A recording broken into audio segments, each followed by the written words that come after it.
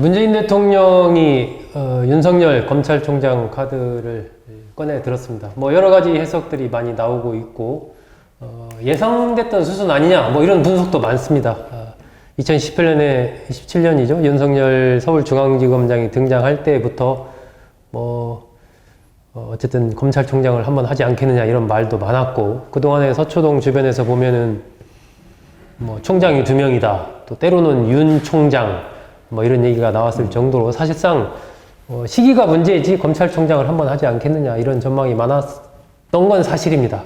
그럼에도 어쨌든 윤석열 검찰총장 체제의 등장이 여러 가지 또 정치적인 해석 이런 걸 낳고 있는 것도 사실인 것 같은데, 오늘 두 분 모시고 이런 얘기 나눠보도록 하겠습니다. 정두원 전 의원님, 배종찬 인사이트K 연구소장님 모셨습니다.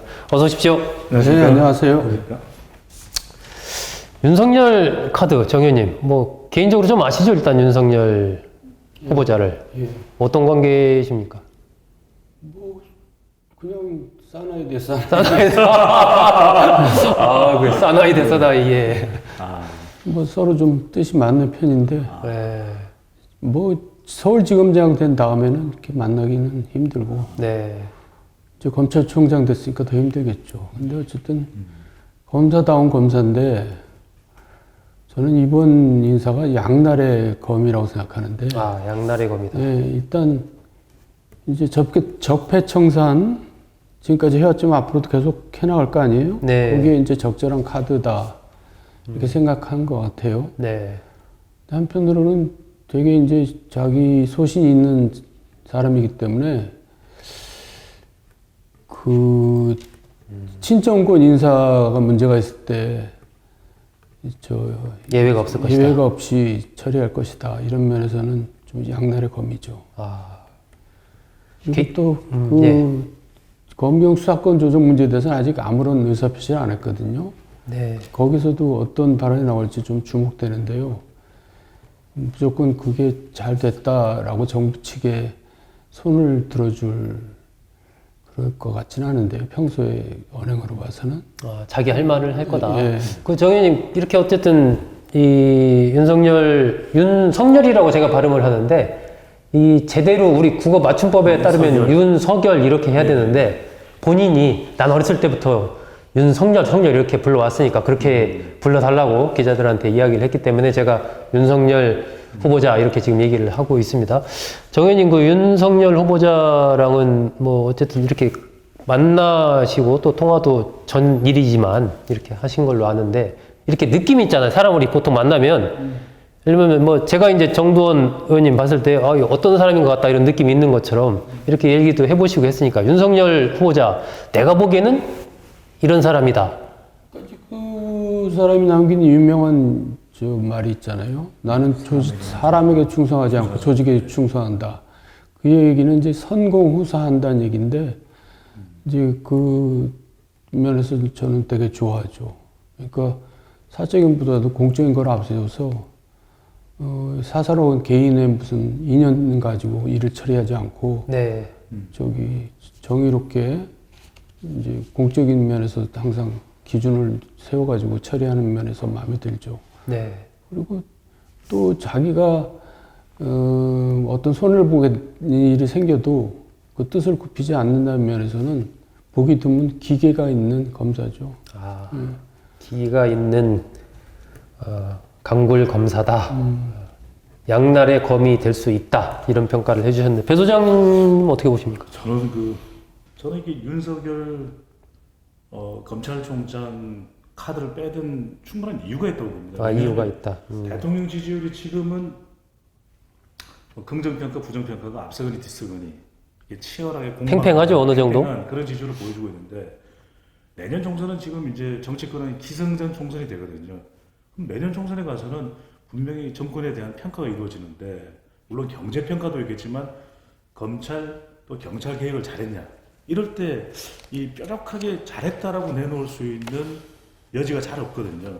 그렇다면 그때 내밀 수 있는 카드가 저는 윤석열 이 검찰총장 카드다. 네. 그러니까 이번 검찰총장 카드를 놓고 저간의 민심 바닥에 깔려 있는 반응은 윤석열이냐 아니냐 이거였거든요. 네, 네. 사실 어떻게 보면 4명이 거론되긴 했지만 김호수, 이금노, 봉우 봉우. 사실 이분들은 사실 결론적으로는 덜러리가 돼버린 거예요. 근데 기수상으로는 선배인데 네. 그래서 저는 몇 가지 이유로 살펴보면은 대통령 지지율에 굉장히 중요했다. 왜냐면 중도층이나 화이트칼라 40대를 그대로 견인해 가기 위해서는 검찰개혁을 해줘야 이 지지층들이 경고하기 유지될 수가 있는 것이고 내년 총선 너무 중요합니다.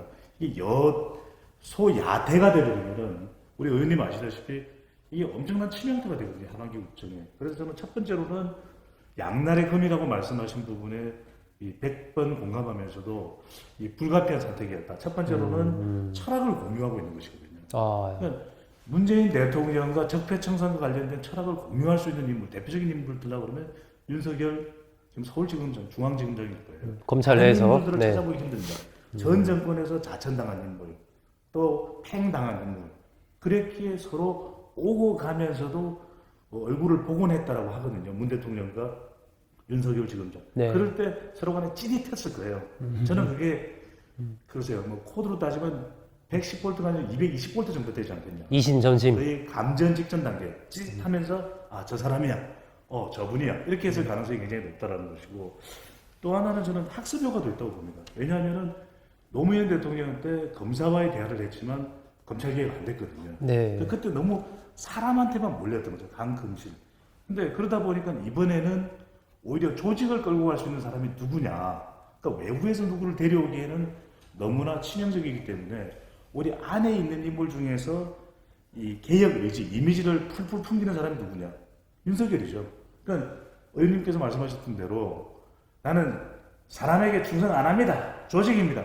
이렇게 이야기하는 이미지가 국민들한테 있는 거죠. 그래, 저 사람이야. 그러니까 임명되는 순간 바로 개혁 이렇게 연결될 수 있는 인물이었다는 것이고 또 하나는 이제 서열타파입니다. 그러니까 하필이면 또 2차 시험이 자꾸 안 붙었어요.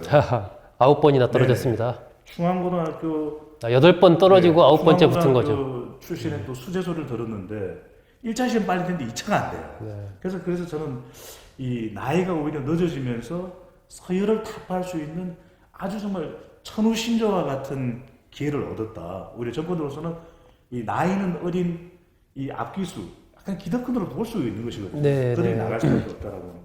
저는 그래도 결정적인 이유는 이거였을 것이다. 왜냐? 역시 나이가 지긋하거든요. 그 다음에 보기 또 듬직하지 않습니까?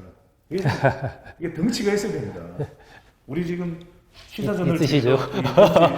중심을 중심을 잡아주자. 좋아하시잖아요. 손을 꼭 잡아주세요. 보면. 이렇게.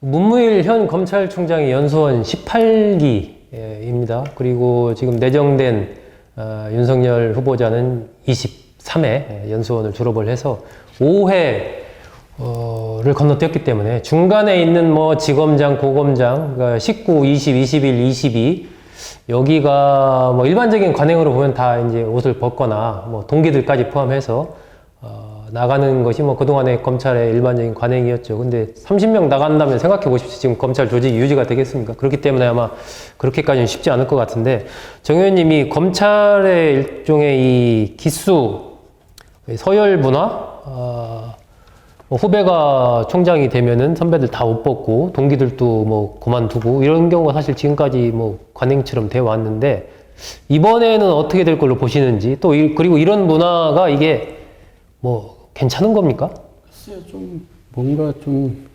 올드하잖아요. 권위적인 냄새가 나고. 네.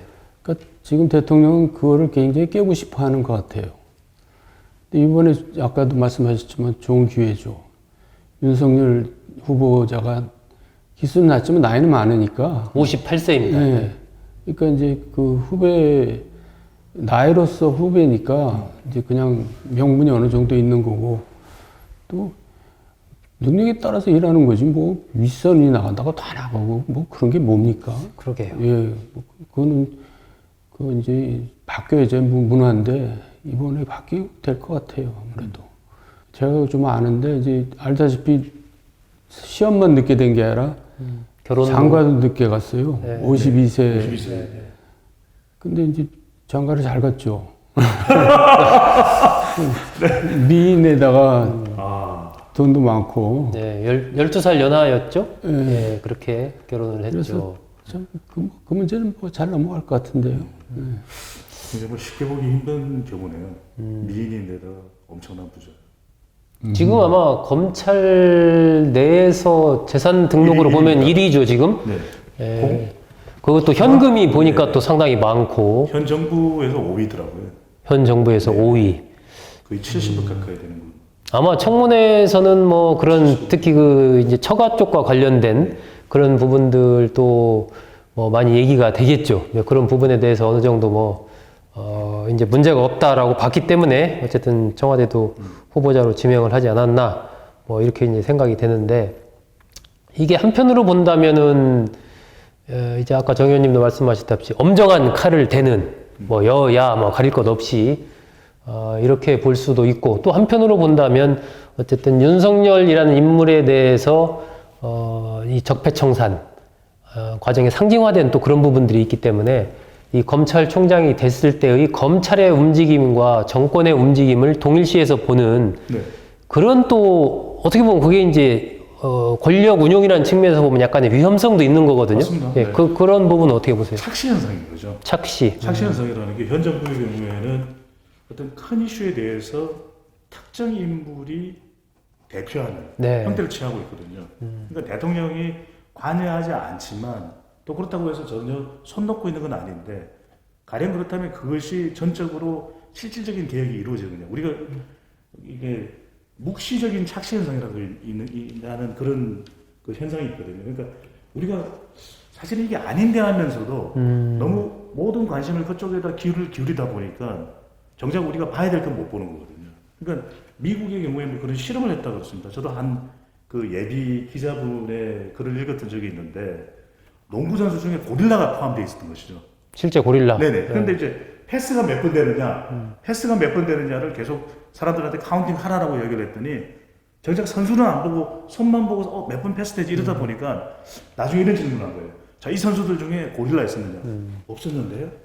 그러니까 정작 봐야 될 걸 못 보는 거죠. 네. 그래서 지금도 보면은 검찰 개혁의 본질은 분명히 내용이 있거든요. 사람이 아니라. 그런데 윤석열 이 검찰총장이 이제 임명이 되고 나면 검찰 개혁 끝났다, 이렇게 우리가 착각할 수 있다고 하는 거예요. 또 하나 마치 미세먼지 문제는 하루아침에 해결될 수 있는 문제도 아니고 특정 사람에 의해서 완전 해소될 수 있는 문제도 아닌데, 미세먼지는 반기문 전 유엔 사무총, 요즘 또 막 이낙연 총리 다음에 총리 후보로까지 막 물망이 오르고 뭐 여러 가지 네. 말이 많죠. 네. 그러니까 그럼 미세먼지에서 반기문 전 유엔 사무총장이 담당하면 다 해결됐냐? 아니거든요, 사실은. 그래서 이런 착시 현상이 일어날 수 있는데, 문제는 뭐냐면 나중에 임기 후반부에 갔을 때 평가할 때 그럼 좋은 평가를 받을 수 있느냐?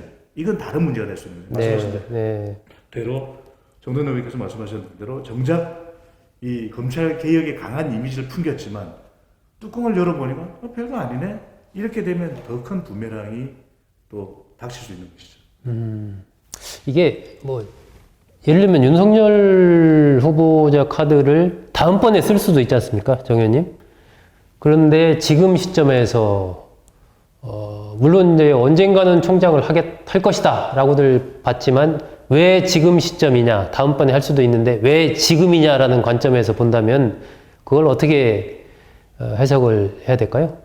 정치적인 해석을 해주셨는데, 예, 총선 등. 예, 총선을 아무래도 많이 의식해야겠죠. 네. 그러니까 이제 아까 해준 말씀을 요약하면 윤석열이 대중적으로 인기가 좋거든요. 네네. 개혁적인 이미지고, 네. 그러니까 그 이미지를 가지고 검찰 개혁을 이제 이렇게 착시 효과를 줄 수가 있는 좋은 카드죠. 근데 좋은 카드를 자꾸 아껴뒀다가 나중에 또 어떻게 될지 모르니까 미리 쓴 거 아니겠어요? 네. 근데 이제 저는 아까도 얘기했지만, 임기를 마칠 수 있을까? 그런 위험성도 있다, 이거 양나라금이라는 게. 예. 그래서 그런 걱정을 좀 잠깐 해봅니다.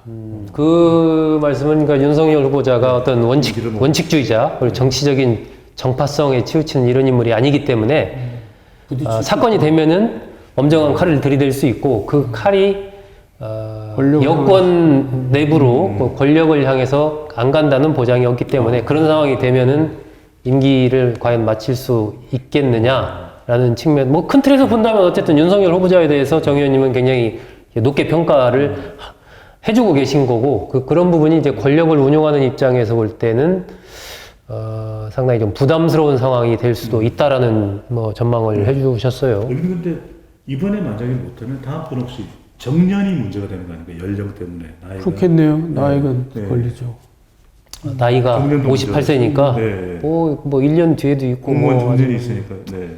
아직은 뭐 이거 좀 이제 지금 뭐 자유한국당을 중심으로 한 야권에서는 굉장히 강하게 검증을 하겠다 뭐 이런 이제 자세를 지금 보이고 있는데 윤석열 후보자 뭐 아까도 언뜻 말씀을 하셨는데 뭐랄까요 좀 검증의 포인트라고 할까 네. 이런 게 어떤 점들이 좀 있을까요? 근데 지난 정부에서 있었던 부분을 이제 뭐 여당보다는 자유한국당 쪽으로 그러니까 두 가지가 될 수 있을 것 같습니다. 하나는 박근혜 전 대통령 국정농단 수사와 관련해서 역할한 부분. 네. 그 부분과 두 번째로는 저는 재산 부분. 그 부분을 결코 자유한국당에서 넘어가지는 않을 것이다. 왜냐하면 본인과 배우자 정도면 괜찮은데 이게 묘하게 우리나라 정서가 또 장모님의 재산하고 이렇게 연결되면 또 시선이 곱지 않습니다. 그래서 저는 이 재산 부분, 장모님의 재산과 그 다음에 지난 정부 농단에서의 이 특별검사로서 역할한 부분, 이 부분을 추궁당하지 않을까 하는 생각입니다. 전체적으로 지금 저 윤석열 후보자 지명 부분 뭐 이런 부분에 대한 여론의 흐름이라고 할까요? 평소에 그 윤석열 후보자에 대한 그런 민심의 그런 데이터 같은 게 혹시 뭐 저기 된 게 있나 모르겠습니다. 이미지가 좋았으니까요. 원래 네. 여론조사라도 물어볼 수는 있는데 네. 소셜 매트릭스 인사이트에 들어가면은 한 1개월 동안의 반응을 빅데이터 반응을 볼 수 있거든요. 네. 대체적으로 긍정적이에요. 아, 예. 워낙 이미지 자체가 개혁적인 이미지에다가 이게 어떤 말을 했느냐가 굉장히 중요한데 본인의 그 녹취가 남아있거든요. 사람에게 충성하지 않습니다. 조직에 충성합니다. 이러니까 네. 아이 멋있어. 네. 또 덤직하거든요. 그래서 기자분들이 이렇게 막 질문하면은 당장에 막 이렇게 질문에 대한 답을 하는 게 아니라 자 차차 두고 차차를 굉장히 좋아하시더라고요. 혹시 뭐 댄스를 차차차 배우시나요? 차차 계속 반복적으로 차차 그 이야기 나옵니다. 예, 예. 결과적으로 정 의원님 청문회 뭐 어떻게 펼쳐질 걸로 예상을 하세요? 야당에서 공격하기가 그렇게 쉽지는 않을 거예요. 네. 예. 그러니까 이제 이미지가 좋기 때문에 야당이 공격하기가 어렵고 두 번째는 굉장히 혼자 52년 동안 살았는데 뭐가 있겠어요.